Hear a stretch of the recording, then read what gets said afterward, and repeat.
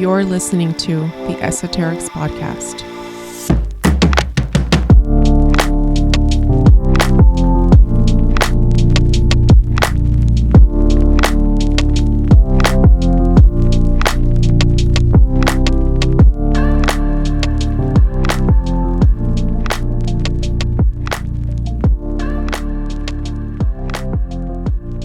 Happy Spooktober, Esoterics listeners. This is Joe. And this is Fioraliz. Welcome back to the Esoterics Podcast. Hello, friend. How are you? I'm doing good. How are you? I'm good. It's a good week. Well, it has been a good week because we're taping a little bit later. It's a Friday today, and it's gorgeous outside out there. So I have yet to figure out what I'm going to do for the day, but I have a lot to do. So what about you? Oh, I'm going to a friend's, it's like a little reunion, or it's not reunion because I don't think most people in this group have ever met, but it's called Cool Shabbos or Cool Shabbat.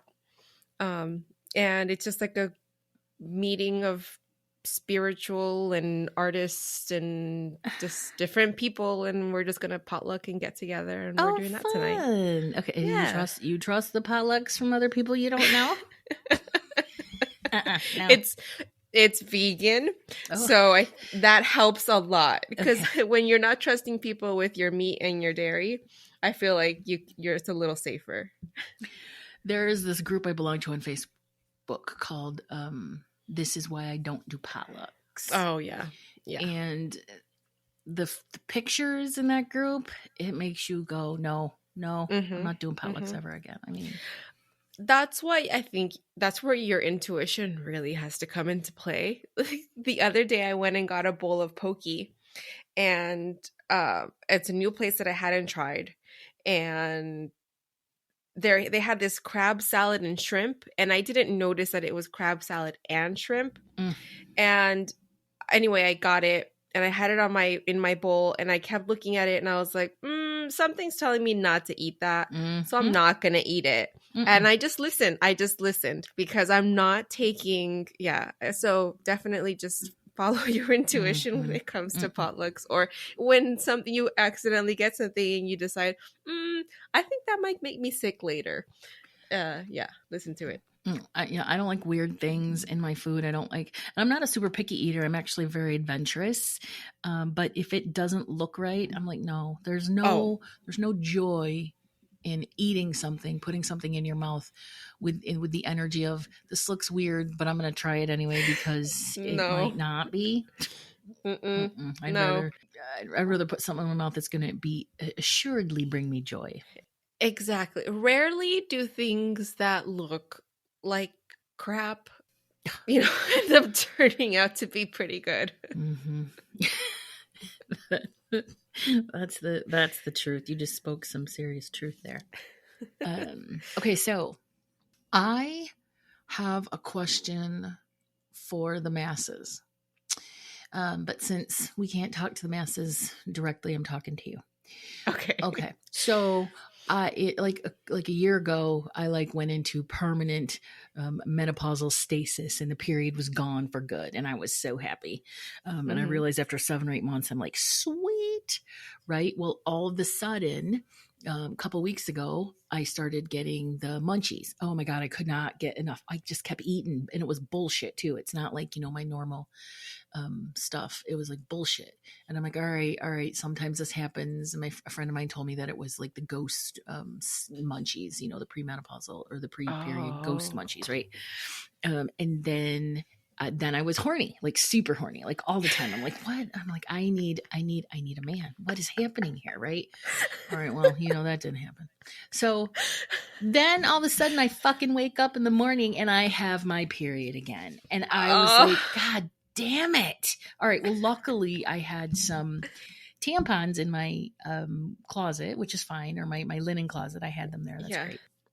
So I haven't had to go out and buy, a box of like 36 for, $15. They're not that much, but only to use 3 of them, which is what happened with the last box, right? Okay. But here, what I'm dealing with today is the dreaded menopausal shits, or the period shits. Oh, What the yeah. fuck are the period shits? Tell us what that is, because it's pissing me off and I feel like hell. So your body releases some, I guess it's like a chemical thing, but it's releasing things that helps to shed the lining, right, of the uterus, which is what our period is, right? Hormones. It's releasing hormones. Prostaglandins, I don't know what the word is. Something stupid is what it is. It's what so as it's releasing that to help you shed the lining, it's also like a muscle relaxer kind of thing. Like so it makes everything kind of start to shed. And so that's what's happening, and that's why the BMs happen a little more loosely or more often during your period. Well, whatever it is, it's fucking precious. Because I've never more proud to be a woman than during the period shits. So it's not fun times. No. So, I'm doing all the things. I'm going to drink some water, popped an edible, three Motrin. Gotta do what you gotta do. Hot water bottle on the, because I don't have the cramps, thank God, because those cramps are hell. Oh God. But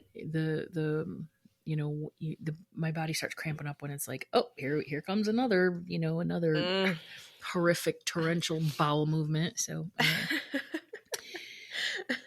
so I'm dealing with that shit right now. Yeah. Oh. Happy Spooktober. Fun times. Fucking fun times.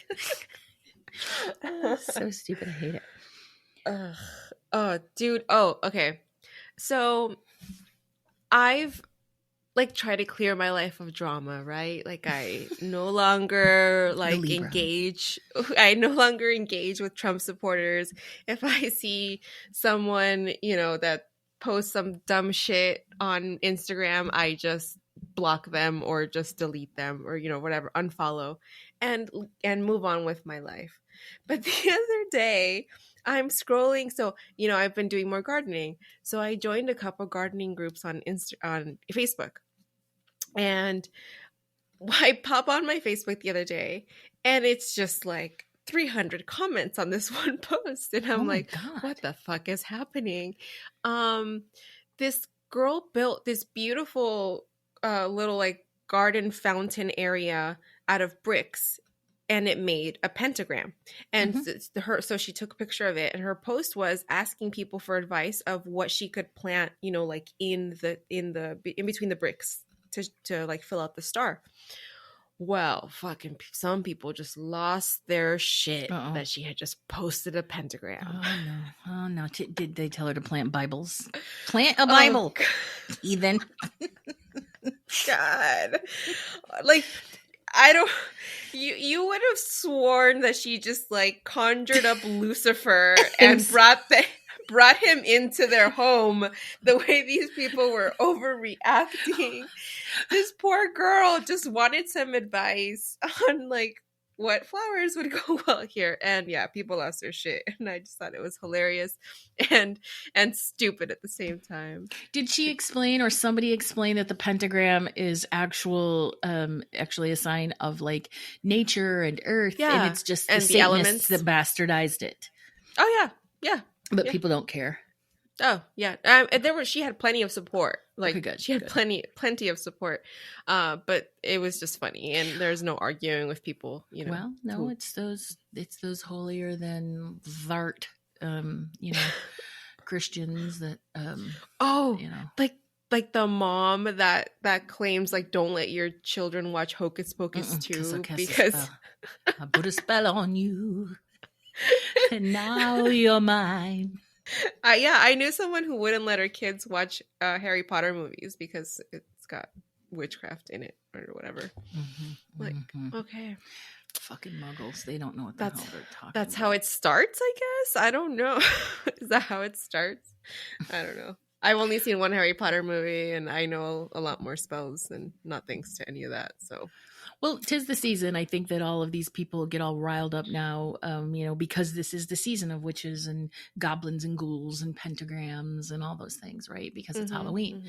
My favorite is the sign that some, hillbilly put on their door, and it was made in pencil, and they used all caps periodically here and there to basically say, if you're a trick-or-treater, don't come here, right? Because you've seen that one. We're Christians and get a job, you freeloader. Which, listen, I don't disagree, right? Like, I've never been that person who's like, come along, children, let me give you this $5 bag of candy every season. I'm like, no, little beggars, go next. My light is off, beat it. I'm not historically a candy giver. Not because I don't care, and I love the little kids and I love watching them, but I would rather like sit at the end of my driveway with a chair and a bucket and with other people and a beer and have fun and all that stuff, right? I'm not going to wait at my door for little fuckers to come through and ask for candy. No. Right. Next house. But this was over the top. Just turn your light off. Dummy. Yeah. Just ridiculous. Okay, so I have to tell you the story.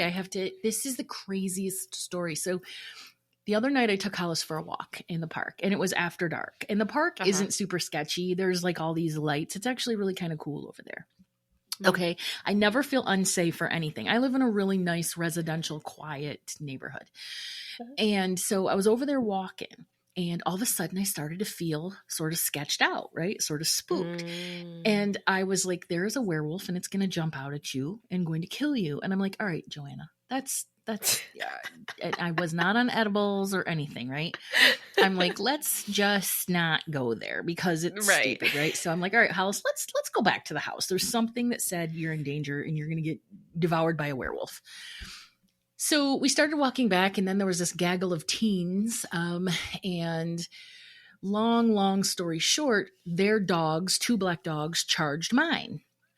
And I was like, fuck. And I said, just spontaneously, it just came out. I was like, seriously? Because I was scared as shit, right? They were behind me. It was a whole thing. Plus I was already spooked because that werewolf was clearly out to get me. And anyway, it started this big thing, with her screaming, being disrespected because I said one thing. Seriously? So I was disrespecting her, and it was Mars in Aries, right? Full moon was like the next night. So aggression, all that stuff. I realized what was triggering her, but also she was triggered by the fact that she was a female and she was indigenous. I think she was native. And she was probably dealing with just as much disrespect as I do on a daily basis, from, just all of the whiteness here and stuff.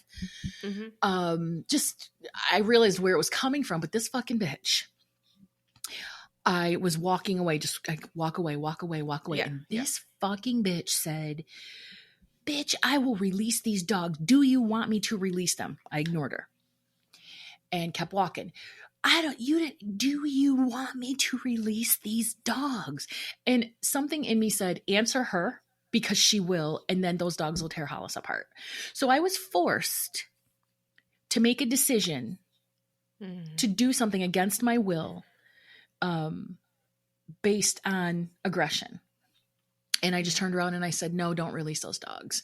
And then, of course, that gave her the opportunity to say, then you mind your blah, blah, blah, just hood shit that was like, okay, you're cool.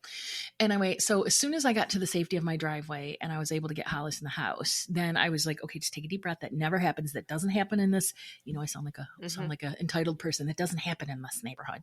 But that never happens. I mean, and I sat down on the couch and I fucking lost it. I was just sobbing. And I realized that was trauma. I was traumatized. I was forced to do something against my will in order to save myself from danger. And that sucked so bad. Anyway, so, but the whole point of the story is, it's how interesting how my intuition told me there was danger around werewolves, but it was actually these 2 dogs. So, the nugget of the story is that my intuition in spooky season is using like spooky season symbology to, warn me or to keep me informed or keep me safe. Also, that lady was the werewolf. She was the fucking energy vampire for sure. Oh my God. She was young. I would say she's like 20s to 30s. So she wasn't super old. She was just, she had two aggressive dogs on the end of a leash with no witnesses. And, a couple friends that were there to impress. And also had felt disrespected, and then Mars aggression energy. Oh, seriously, that Mars was bad. It was that was like really intense. Like I woke up that morning and I was just like mad for no reason. It's like, this kitchen is so dirty, and I'm like, oh my God, I'm so mad right now. Why is this kitchen so why did nobody clean up last night? And it's like, nobody is me. Like and then I spent the rest of my day spent the rest of my day just being mad at everything for no reason. I was like, I'm just like not gonna talk to people today because it's not a good time. No, I tell you what, since I've been learning astrology, I take that very seriously, and I look at what's going on in the air, in the sky, because it's helped me a couple different times understand, oh, that's what's going on. It's not an excuse for bad behavior. What she did was, it was aggressive, it was threatening, it was traumatic, it was trauma. Mm-hmm. It was trauma. Mm-hmm. What she did was wrong. And honestly, if I wouldn't have had the fear, I would have been like, let those dogs go, or, I would have fucking cussed her ass out, whatever. Right. But I was like, if those dogs get loose, they're going to tear a house apart. And I'm not going to watch my dog die because I couldn't keep my fucking mouth shut. You know what I mean? Yeah. Yeah. That's so, fucking, yeah. Awful. So anyway, so that's uplifting story, but it goes in line with spooky season. It is spooky. Yeah. Anything going on, or any announcements? I have no announcements. No. I don't. How about you? Okay. No. So, what are we going to talk about this week? Okay. Today, I am taking you to the Southwest, specifically to Abiquiu, in what is now New Mexico. Okay. Abiquiu. So I've actually been there. Not that I knew anything about what I'm going to tell you, but I thought it was interesting. Abiquiu is out where Georgia O'Keeffe lived out like most of her late life, I believe. So there's a museum there. There's the house that she lived in, and there's a museum, and it's a tiny town, and there's not a whole bunch of stuff to do there. It's just open, beautiful New Mexico land. And what'd you go there for? For New Year's, it was during quarantine. Oh, cool. It was like that first winter of quarantine, and we're like, well, what do we do? And it's like, well, let's go in the middle of nowhere and just chill. Cool. So very cool. That's what we did. And and it's like 30 minutes from Santa Fe, so we were able to go see the sights and stuff. But anyway, all right. So at this point in time, the story I'm going to tell you, this took place in the 1700s. So at this time, Mexico was still under the rule of Spain, and Abiquiu was still a territory within Mexico. It was first colonized by the Spanish in 1742, when the Spanish crown provided land grounds to the Genízaros. Genízaro is a term, it's a caste label that the Spanish put on Southern Plains Indians who were usually captured in Indian wars. And so they were basically people who'd been captured and taken in to be slaves, and then at some point instructed, like Hispanic customs, and then they were baptized as Christians. So they're kind of in between people. They're detribalized Native Americans. And so that's when we use the term Genízaro, that's what that means. Okay. Good information. Horrible history. Yeah, as per usual. So the Spanish brought a lot of many things with them aside from disease. They introduced the church and state institutions, folklore, superstitions, and of course belief in witches and sorcery. And then also Spanish brujeria and santeria, which one is like Iberian, Spanish from Spain, and then Mesoamerican beliefs, and they were just kind of all joined together. And this is kind of the climate that we find ourselves in with this story. Okay. So The land grants here in Abiquiu were established specifically to create buffer towns to defend the frontier from tribes like the Apache, the Comanche, and the Navajo. Okay, like strongholds. Yes. Abiquiu was on the northern border of the Spanish settlements of the New Mexico territory. And it had actually they tried to previously colonize this area, but the Spanish left because their raids were so constant from the natives. Good natives. Good. Actually, the Pueblo Indians, like, they're fucking badass, and they're still there. So, like, they did not leave. Try colonizing this shit. We will fuck you up. Yeah, it's because the Spanish came into the area in like the 1730s, but the Pueblo Indians have been there like prehistoric times. Like nice. There are sites there, like the Acoma Pueblo. It's actually stood since 1150 AD. Nice. And it is actually the oldest continuously inhabited community in North America. That makes me feel really good. Yeah. Continuity. They're still there. So, yeah. Okay. So, what I'm talking to you about today is actually called the Abiquiu Witch Trials. And these took place from 1756 to 1766. So for 10 years, this shit went on. And this was roughly like 70 years after Salem. Yeah. After Salem. Yep. So this fell within the time period of the Spanish Inquisition, which that's like arguably the world's largest and most impactful kind of witch hunt. Also, that was like hunts against like heretics or whatever, but I mean witch hunts came out of that shit. And the Spanish Inquisition went from 1478 to 1834. So wow. we're kind of a little bit towards the tail end of that. Okay. So as with most efforts of colonization, the Spanish had a lot of difficulty keeping the peace in the area. They are caught between the Pueblo Indians' resistance to Christianization and the raids by the nomadic, what they called Indio Barbaros, which are like barbaric Indians in their terms. And what they actually were was unconquered autonomous Indians. Right. Like people that had successfully, defended their rights, barbarians. Give me a break. Yeah, fucking ridiculous. Yeah. But such as like the Comanches, because they were very threatened by them. I don't know if you know anything about Comanche raids, but they were like... Comanches were the scalpers, right? Yeah, they were... Yeah. Comanches did not fuck around. Yeah, the Comanches roasted American and Mexican soldiers to death over open fires. Oh, that would hurt. Yeah, others were castrated and scalped while alive. Oh. Yeah.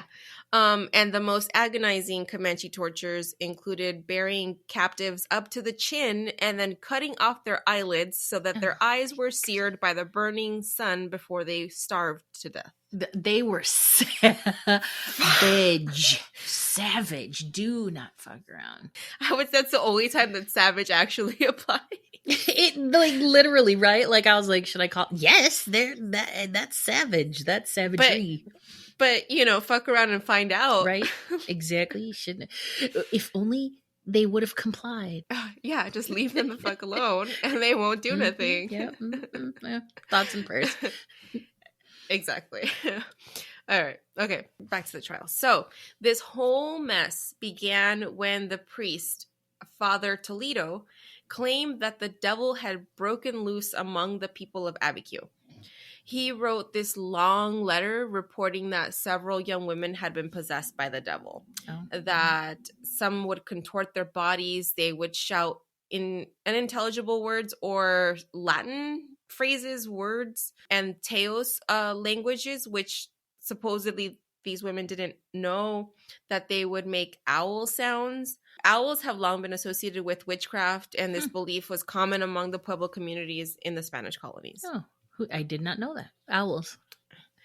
Yeah, it was shapeshifters. It's like it's a whole thing. Yeah. Okay. Yeah. Okay. So he wrote a very long letter. I'm only going to read to you just this little bit of what he wrote about one specific woman that he said was supposedly possessed. But I want you to hear this and tell me what you actually think it was, because I think what she was actually going through was pretty obvious and it was not witchcraft. Okay. So he said, I started to exorcise Maria Trujillo in the Holy Church, who is the wife of Jose Valdez, resident of this jurisdiction, who, for the love of God, pleaded with me to exorcise Maria, who, since the month of June, for 9 consecutive days after Mass and inside the church, would faint in the moment of the prayer of exorcism. We have witnessed that she would become covered with purple blemishes on the right shoulder, the elbow, the palm of the hand, and the knee. She appeared to be free of this illness until the 11th day of November, when, having arrived at the hour of childbirth close to daybreak, she experienced a great fainting spell, and coming to, she followed through in the delivery with great ease. When the sun arose, she had given birth to a child that was well and healthy. On the 14th day, she had a great headache, and there appeared a weight in her stomach and a blockage in her intestines. After all this, apparently she was given to great sadness of an extreme nature. On the day of the allegiance to Our Lady, it happened that while in the church, she would get very sleepy during the Mass and sermon and could not be amused by the diversions of the fiesta. She remained in her state of melancholy until the 14th day of December, when she fainted after the prayer in her house, and instead of awakening, she went into fury and began to exhaust herself with unnatural strength.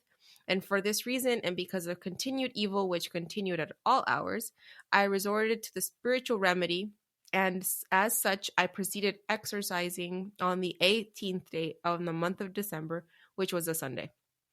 This lady...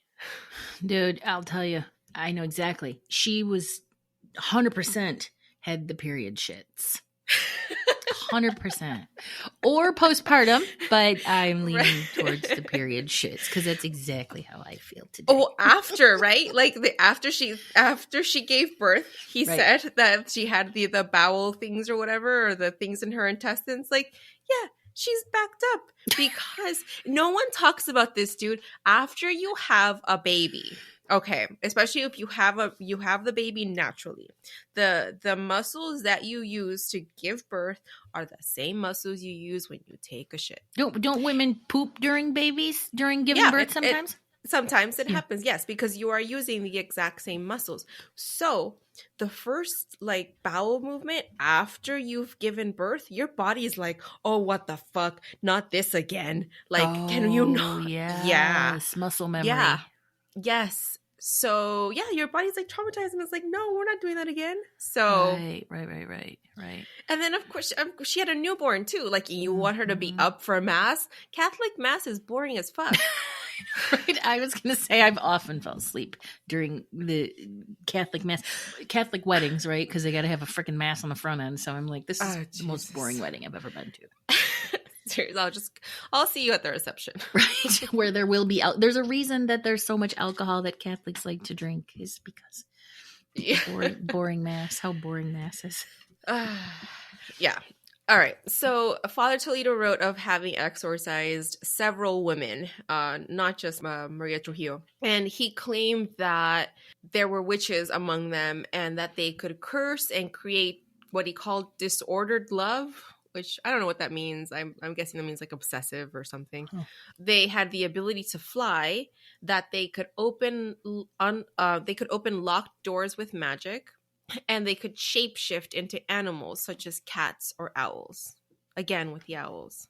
Mm-hmm. Toledo had a witch hunting guide. This book was provided to him through the Spanish Inquisition materials. And in this book, there's things to look out for, including tools or instruments that supposedly these witches used. And these would include the rope of those who'd been hanged, teeth and bones, figurines made from elements, hair and fingers, toads, bird feathers, and plants used to excite love or to even kill someone. I mean, they do sound like ritualistic or spell ingredients, right? But those are things that they're not, those things aren't inherently evil or bad. Right. And the other thing too is that he's dealing with people who are natives, mm-hmm. and they have all sorts of traditions that you just don't understand. And just because they're may seem weird to you because they collect teeth and bones and bird feathers and stuff. I collect bird feathers. Right. Like, it doesn't make it evil. Mm-mm. Okay. Toledo accused a total of 12 people, but a bunch of people ended up confessing because he came up with this whole thing where if you confess, then you'll be excused. And That's the craziest thing. right. And so it led to hundreds of 200 people confessing to being witches. Right, exactly, right. Say they caught on. They're like, we're not going to do the same mistake that Salem did. Yeah. We're like, we're not doing this. Out of the 12 people, there was a few people that had interesting names that he named. One of them was, they called him El Cojo, which is the cripple. Oh. That's rude. That's so rude. That's so rude. My friend Anna told me that cripple is chueco. That's another one. Yeah. Like, what's that mean? She called chueco. Chueco means literally crooked. So she called somebody. Her and Chris, our other coworker, they were talking. We're talking back and forth in Spanish, and I heard her call one of our other coworkers chueco, and I'm like, later I was like, what does that mean? She goes, cripple. I'm like, oh my God, that is not you. You can't say that word. It's not as mean in Spanish. It's not as mean. Oh my God, because I can walk into your house and be like, oh, it's a chueco, or you have something like your picture frame is chueco, and I'm not saying your picture frame is cripple, it's not that mean. It's just, maybe she just used cripple to tell me, right? Like the gringo won't understand, because if she would have said crooked, then I would have been like, I don't know what that means, but I don't know. I do know what that means actually now because the coworker was, whatever. We're not going to get offend anybody from that. No, that's mean.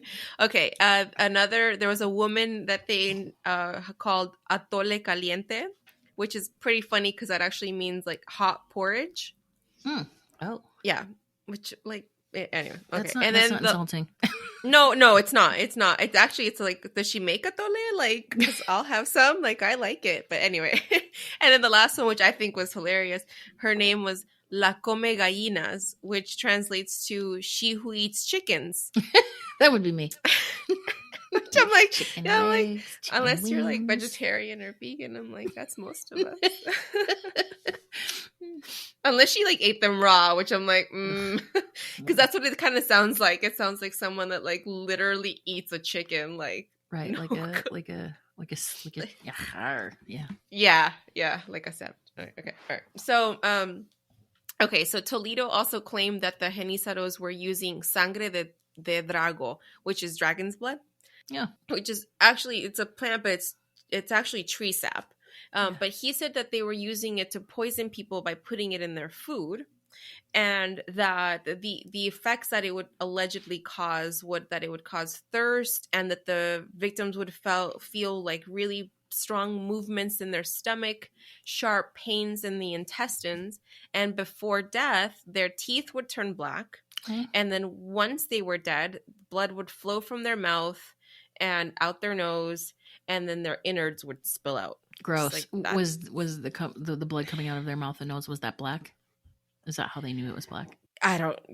That's what they said. Oh, it's gross. Well, I don't know. Regardless, people still use dragon's blood today, and you can just buy it online, right? And I don't think it causes. I think what actually was happening here was that there was probably a curandero or a sorcerer who was trying to cure someone, probably trying to use dragon's blood to help, because it is used like that. It is used as a plant medicine to help. It's actually really good for cuts and stuff. And I think they found the evidence of them having used a dragon's blood, and then they try to put 1 + 2 together, and they're like, oh well, they killed them with that, but that's not actually what happened.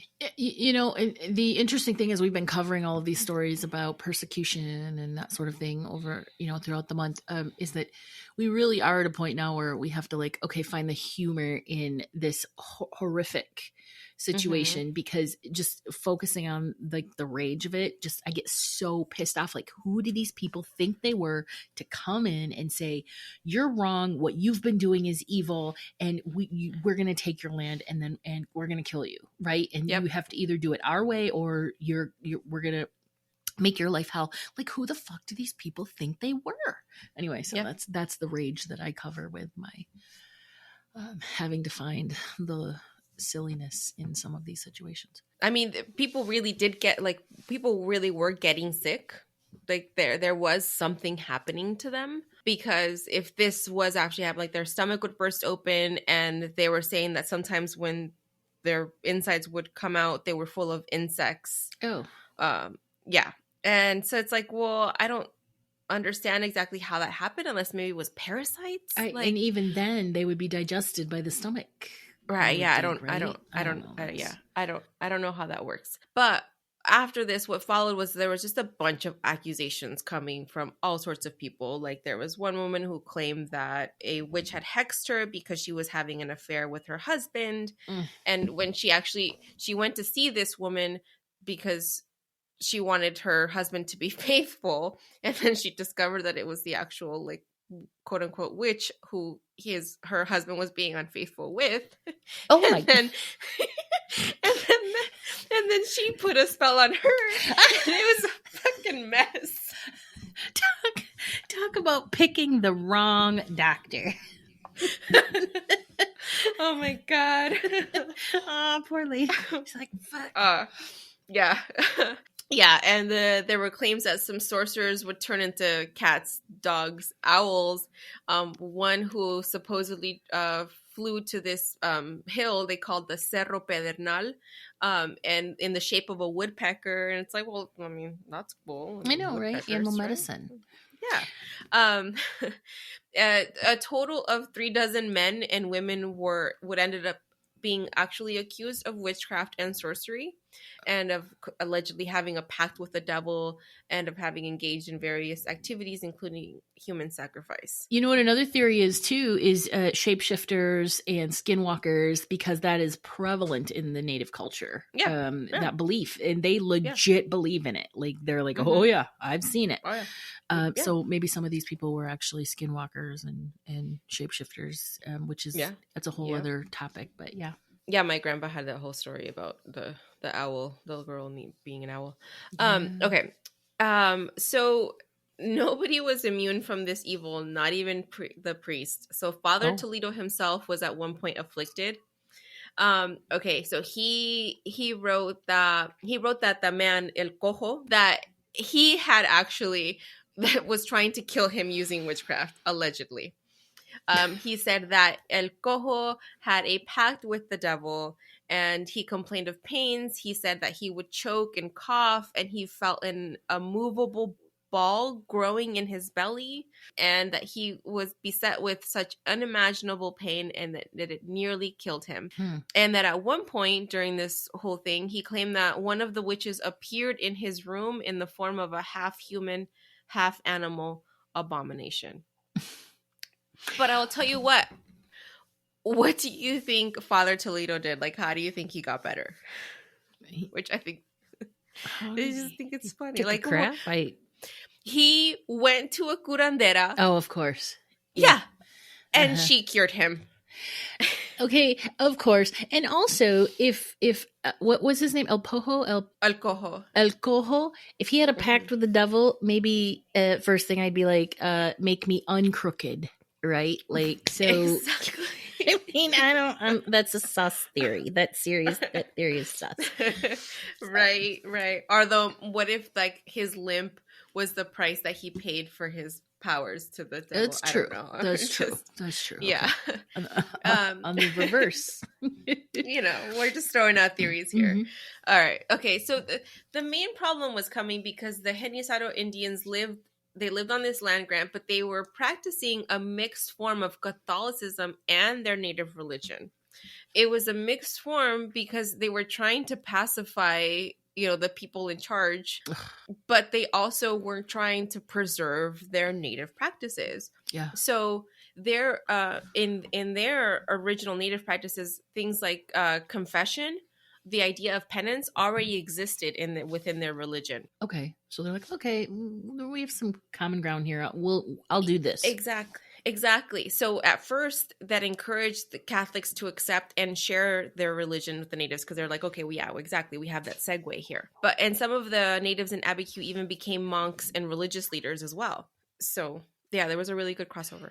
Okay. However, it should be noted that the natives did not believe in the idea of sin, and they had no word for the separation between man and God. They believed that God inhabited all living creatures and that it was not a separate entity. So that was animism that I think we've talked about before. Their plant medicines, which they've had a long-standing relationship with different types of plant medicines or herbs and different things, but they also included peyote and cannabis. Excellent. So one theory is that some people could have just been having like a really bad trip with, after peyote. Like that could be it. Also, it's not completely uncommon that some people do die from peyote. Like it happens. I mean, some people die from all drug, interactions. Right. You gotta be careful. So the blending of the religions worked for a while until the Spanish discovered that their new converts were still practicing their native religion, and they had just added Catholic ideas into their practices. When they realized that the Genizados were still engaging in practices like human sacrifice, it kind of freaked them out. Uh-oh. So, yeah. So originally the governor, this man named Velez Cachupin, had allowed the Pueblo Indians to retain their religious ceremonies. Cachupin was actually unlike most men of his time because he was a seasoned frontier army commander, but he desired peace. And he developed a mutual respect between himself and the Indian tribes of the plains, where instead of like being like, I'm in charge and you listen to me, and like, killing people and whipping people and doing all the fucking horrible, awful shit that most of these guys did, he didn't do that. He actually had an appreciation for these people, and he was more understanding of the conflicts that existed between the indigenous people and the Spanish government and the Catholic Church. So, after learning of Father Toledo's complaint, Governor Cachupin imprisoned several prominent sorcerers, hoping that it would quiet the situation, but it didn't alleviate the problem. So then Cachupin convened a meeting of religious leaders, and they deliberated for a couple of days, and ultimately they forwarded the case to the Inquisition in Mexico City. But that was going to be a long shot anyway, because the Inquisition had stopped persecuting Native Americans in the 1530s. So after that, they had let them be. So what ended up happening was they did hold some people prisoner for a short amount of time. Right. But then once he freed them, he just made them basically just promise to attend church services regularly, to confess and receive communion, and to pray the rosary every night. There were a few stiffer penalties, but all were comparatively mild. Like there was one woman that was not tarred, but like honeyed and feathered, which I thought was kind of like, I mean, it's weird. Not as bad as being tarred and feathered. That's for sure. Yeah. The lady, the one that was called La Come Gallinas, because allegedly she had the worst behavior. Like she was the worst one out of all of them. She was publicly stripped to the waist, covered with honey and feathers, and then she suffered 4 hours of shaming. And then afterwards, she was assigned to serve in the house of a Spaniard for the rest of her life. So, these fucking people. Yeah, but it could be worse. Yes. Overall, the reports ended up revealing just the pattern of nativism and paganism in the missions, and then the pervading aura of sorcery and superstition in the Spanish settlements, because the Spanish were very superstitious, and that's actually where most like shit, like, oh, that's evil and that's devil and this is blah blah blah, like that's where that shit came from. Like the natives didn't believe in any of that stuff. They were the ones who, like, the devil made me do it or whatever. Like they brought with themselves the worst thing that came out of this, because fortunately nobody was killed. Nice. They did not hang anyone. Yeah, thankfully nobody was killed from being accused of being a sorcerer. However, the response to all the accusations was that the Spanish in charge moved into these towns and with the goal of destroying quote unquote ritualistic paraphernalia. So whatever pagan idols they found, they were destroyed, and this actually led to the destruction of several ancestral pueblo shrines in the area. Yeah, it's too bad. Ultimately, Governor Cachupin laid the blame of this whole thing on the failure of the friars to learn the native language and to instruct in Christianity while destroying the old beliefs. He suggested that the Holy Office and the secular and missionary men require that their preachers to learn the languages of their charges, which is like, yeah, like how do you expect to understand these people and for them to understand you if you don't even speak their language? Okay, but also, yeah, I agree, because earlier I was like, why isn't how are they communicating, right? Who speaks in English and who or whatever they spoke, and then who speaks Spanish. native? Mm-hmm, All right, mm-hmm. but then the other thing is listen to that fundamental, learn their language and then tell them what they can and can't do, or tell them what's right and wrong for them. It's fucking like Steve Bannon all over again, right? Like, get on their level and then lie to them. Yeah. And then, Yep. you know what I mean? So anyway, I'm just noticing how manipulation has not changed throughout the years. Yep. Ultimately, what the inquiry from the Inquisition, when they responded back, with their findings, they said that what was going on was definitely not witchcraft or sorcery. Mm-mm. It was just superstition from a priest that was too lax in catechizing or whatever, preaching to his people or whatever, which is like, whatever, it's bullshit. I mean, at least they blamed themselves for that one. Exactly. In a strange twist of fate, the Inquisition eventually charged Father Toledo with heretical practices, and then they removed him in 1771. Fuck around and find out, Father T. Yep. Yeah. And that was it. Cachupin, the governor, ended up walking a fine line between the two opposing cultures and the violent reactions to each other. But the witchcraft decade actually ended in peace. And overall, it's really just this understanding that there's so many factors to this. There's the resistance to Christianity because you're trying to rob someone of their practices, you're trying to strip them of their culture, and then they're trying to crack down on things like indigenous dances and their own healing practices. Yeah, it's the stripping away of those ancient cultures and practices that have been within their culture for, obviously thousands of years or whatever. Yeah. That's the thing that I think that makes me so mad. It's like coming in and telling them, no, that's not how you do things now. It's like, wait, what? Who are you? Yep. So the witch trials at Abiquiu would mark the last major witch trial in North America. Oh, that's good. Yep. All right, Abiquiu. We have them to thank for that. It's a cool spot. Yes. Not much to do, but it's definitely just a nice place to go and relax. Is it pretty? And it's beautiful. Yeah. It's beautiful. Yeah. I've never been to New Mexico.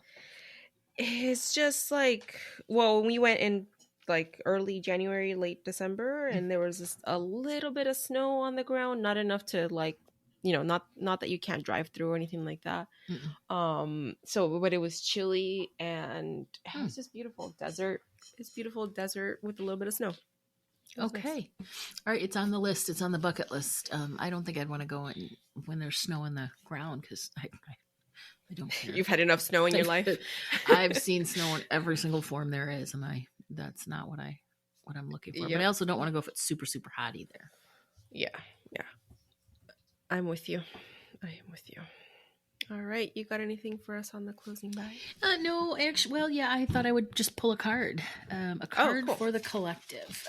Tarot card is what we're going to look at here. So let me see. This episode is going to drop when? Next week. Next week. Okay. Next week. What's the day on that one? Let's say probably Thursday or Friday, the 20th or the 21st. Okay, so just putting that intention out there for this card pull to reflect what the collective needs to know around that time, around the 21st, 23rd. Okay. The 8 of Pentacles is the card, and what I'll do is I will post like the meaning and the message on that card on the socials. Okay, so I love it when people pull the 8 because the 8 is also, well, the 8 is about power. The 8 is about action, taking action, standing in your power, but also helping others, leading others. As a result of doing that, you then experience material wealth and success. And so it's really about following your path. But to do that, you must stand in your power. 8 is also the infinity symbol.